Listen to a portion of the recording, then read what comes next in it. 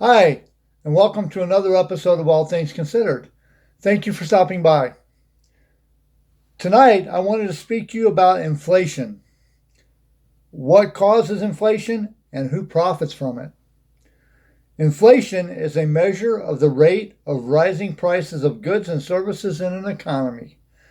If inflation is occurring, leading to higher prices for basic necessities such as food, it can have a negative impact on the society that's around it.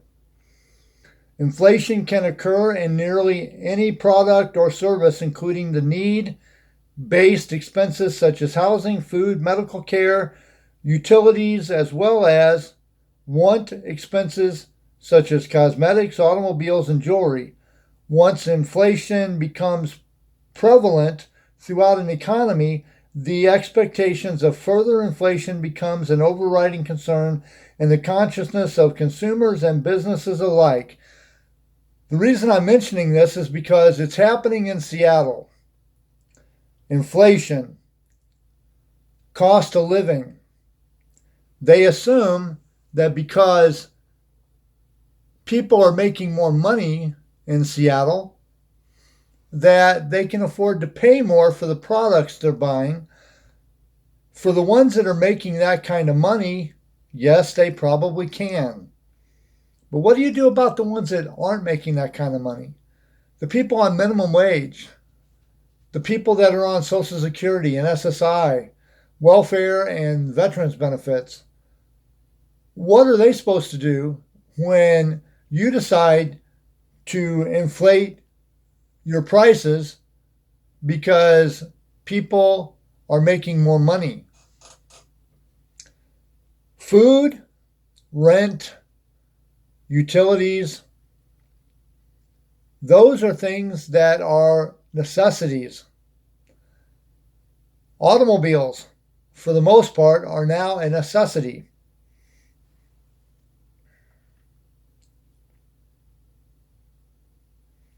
Central banks of developed economies, including the Federal Reserve in the United States, monitor inflation, but they also cause inflation too. The Fed has an inflation target of approximately 2% and adjusts monetary policy to combat inflation if prices rise too much or too quickly. Inflation can be a concern because it makes money saved today less valuable tomorrow. Inflation erodes a consumer's purchasing power and can even interfere with our ability to retire. For example, if an investor earned 5% from investments in stocks and bonds, but the inflation rate was 3%, the investor only earned 2% in real terms. Key takeaways. Inflation is a measure of the rate of rising prices of goods and services in an economy. Inflation can occur when prices rise due to increase in production costs, such as raw materials and wages. Well, that's true. If it costs more to make, if it costs more for you to pay the employee, the cost of the product is going to go up because the company is not going to take a pay cut. They're not going to pay you $20 an hour and eat that cost. It's going to get paid for somehow. The cost of the product is going to go up for one. And it says some companies reap the rewards of inflation if they can charge more for their products as a result of high demanding for their goods. Now, there's also an awful lot of people that are taking advantage of that. They say because the cost of gas went up, we have to charge more for the product because it costs more for us to get it at the store. That's bullcrap. I deal with a lot of people and I know better. It may cost more for gas and it may cost more to get it to the store. Yes, it may. And they pass that cost on to the store. Yes, they do. But the store doesn't just pass that cost along. They pass that cost along and make a tidy little profit in the process. And the people such as the cattle farmers and the farmers that do soy and corn and beans and all of our other vegetables, they do not make as much money because they are not getting paid as much. And the government gives them a subsidy to take care of the balance. It's sort of like when you're on Section 8. You pay a third of the income, you pay a third of your income to the rent. And the apartment complex charges the government the other $900 trillion that the apartment costs, and you pay $239 a month.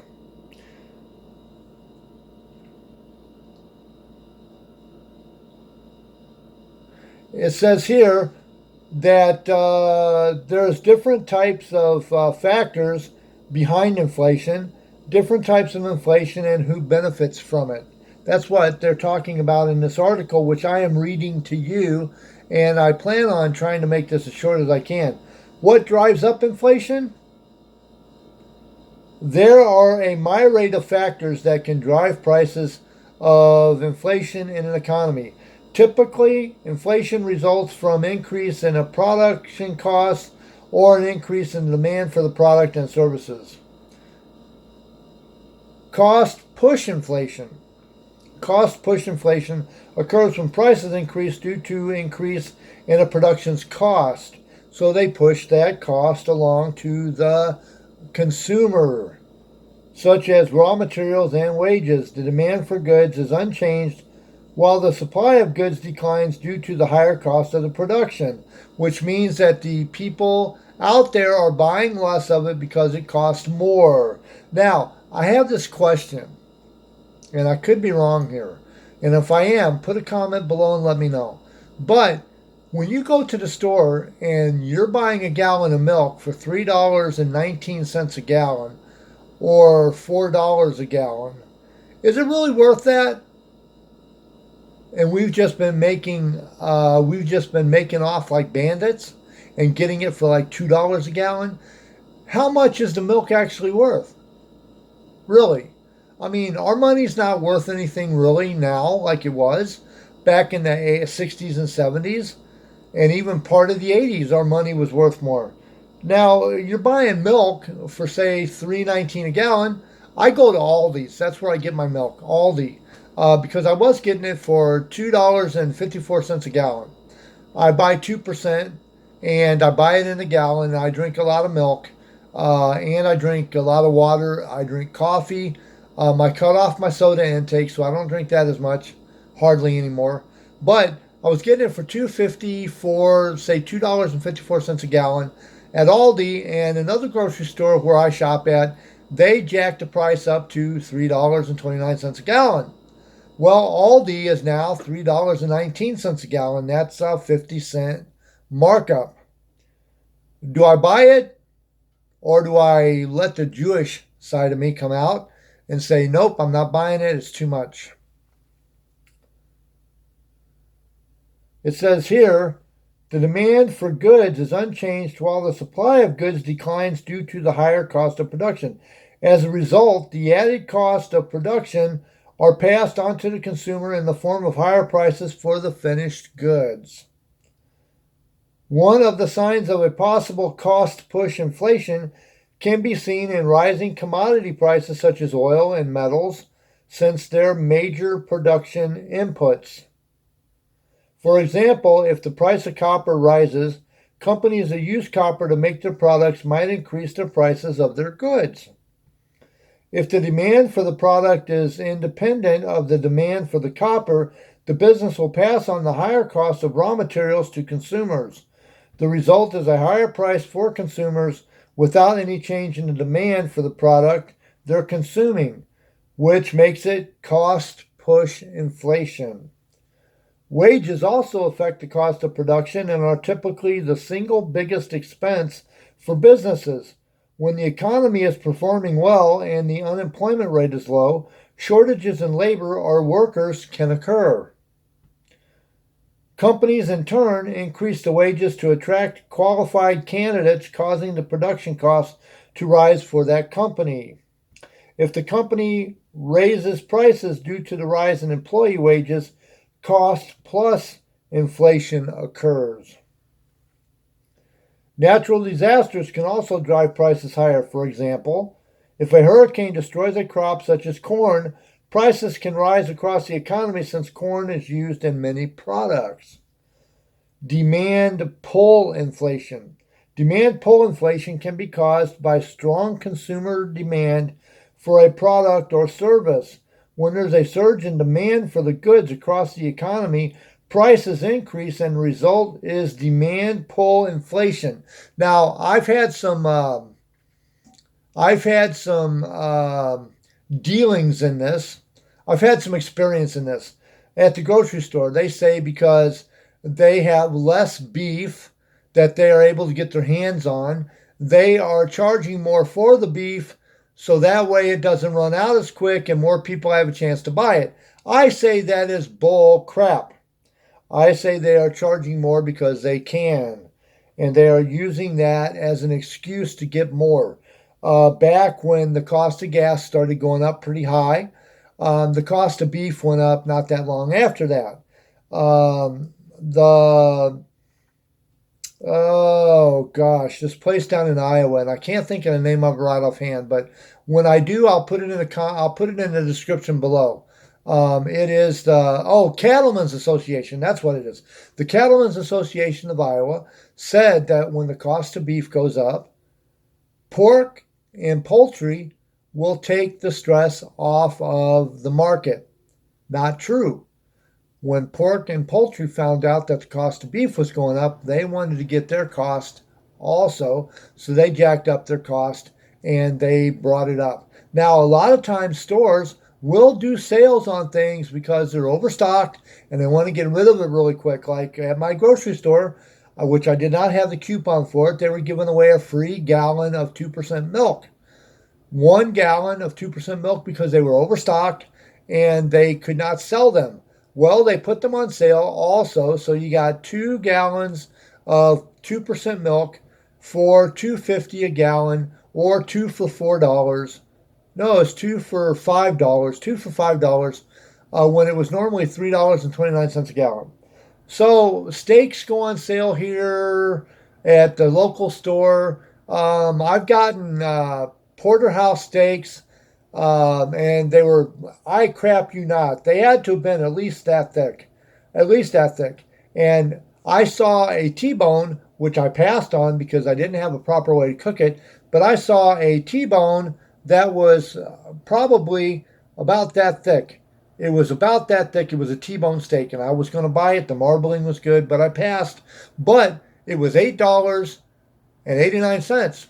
The porterhouses I bought were $9 and $10, and they were normally being sold for right at about $19 or $20 off sale. So they were overstocked and they were trying to get rid of them quick, and stores will do that. Now, I've also run into the problem of stores having things on their shelves, and when you see the price there, it's on sale. When you get to the register, it's not on sale, it's off sale. A lot of times they're hoping you won't notice and you'll just pay for it, and therefore they can pay for it and they can get their money.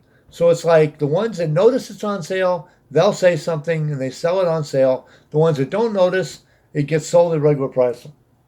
Now it says here, as demand for a particular good or service increases, the availability of the supply decreases. When fewer items are available, consumers are willing to pay more to obtain the item, as outlined in the economic principle of supply and demand. The result is higher prices due to demand and pull inflation. Companies also play a role in inflation, especially if they manufacture popular products. A company can raise prices simply because consumers are willing to pay the increased amount. Just like I knew a guy that owned a Rolex. He bought the Rolex watch in 1960. He paid $124 for it. In 1960, 124 US dollars. That watch now, with all of the trimmings, the box, the papers, the receipt, the original bracelet that came with the watch and everything, $84,000 now. That same watch, which was a Rolex GMT, the very first one that ever was made back in 1960, Those watches, the newer ones, are $20,000 because people are willing to pay that. Therefore, Rolex can charge that. Corporations also raise prices freely when the items for sale is something when the item for sale is something consumer needs for everyday existence, such as oil and gas. Yes, when they know you need it, they will charge you for it. When a lot of people are trying to get it, they will charge higher prices for it because they have to replenish their stock faster. It's always cheaper when there's less demand for it because they want people to buy it. They don't want it to be stuck there.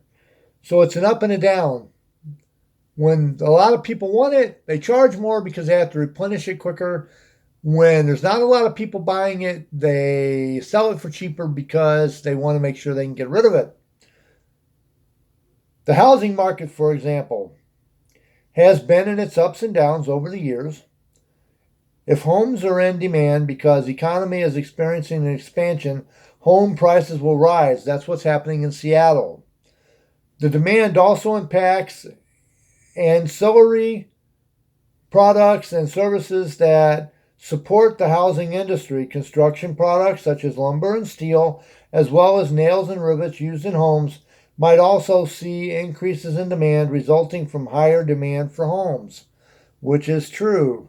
That is true. Expansionary fiscal policy by governments can increase the amount of discretionary income for both businesses and consumers. If a government cuts taxes, business may spend it on capital improvements, employee compensations, or new hirings.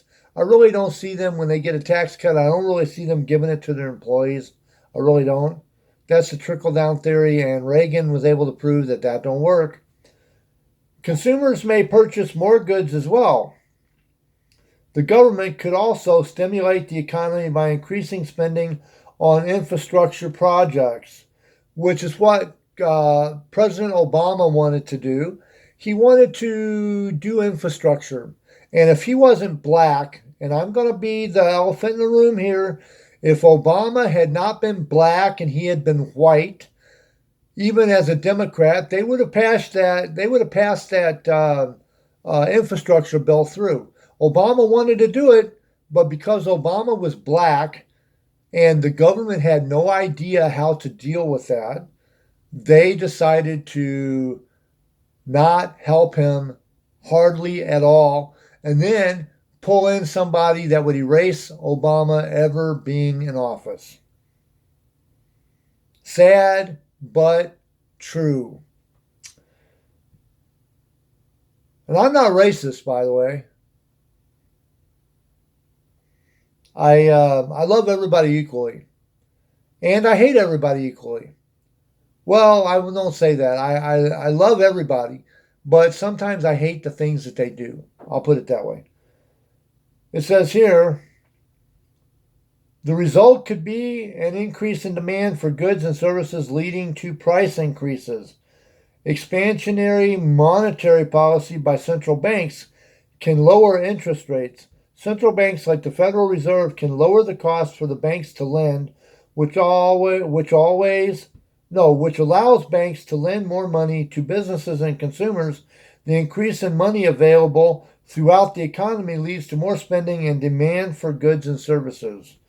Measure of inflation. There are a few metrics that are used to measure the inflation rate.